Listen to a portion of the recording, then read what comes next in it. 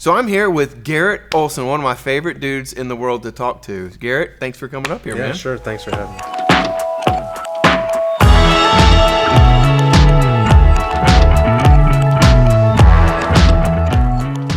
So before we start talking about North Peoria, take me all the way back to before you met Jesus and what life was like, young Garrett Olson. Sure. That was only 2 years ago. Yeah.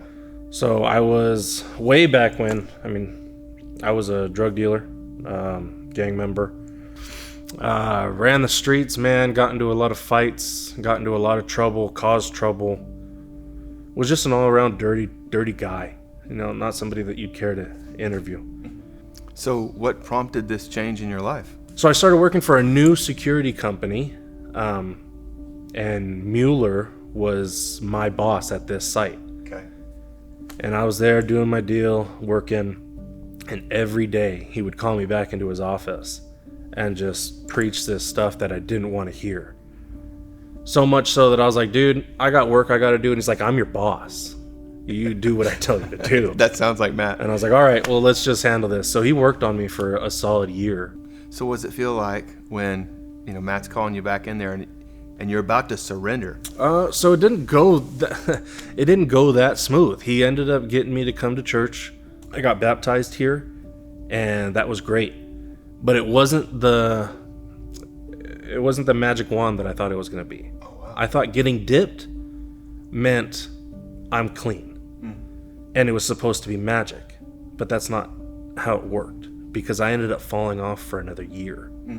Ended up having to move in with my mom, was dealing drugs at work. January of this year, I started a new job. I got a promotion. And I'm walking, it's about 4:30 in the morning, and I'm by myself. I'm in the rocks, walking in this little pathway. And I'm trying to find stuff on YouTube on how to be okay with not believing in God. So I was trying to convince myself. Wow. 100%, I was trying to be against God. And he was like, no, man. And dude, something hit me. I physically felt hit by myself. I didn't have anybody preaching to me. I didn't have anybody putting water on me. Yeah. By myself. And it changed overnight. I stopped cussing. I stopped watching pornography. I stopped drinking. I stopped doing drugs. I stopped smoking. I stopped everything.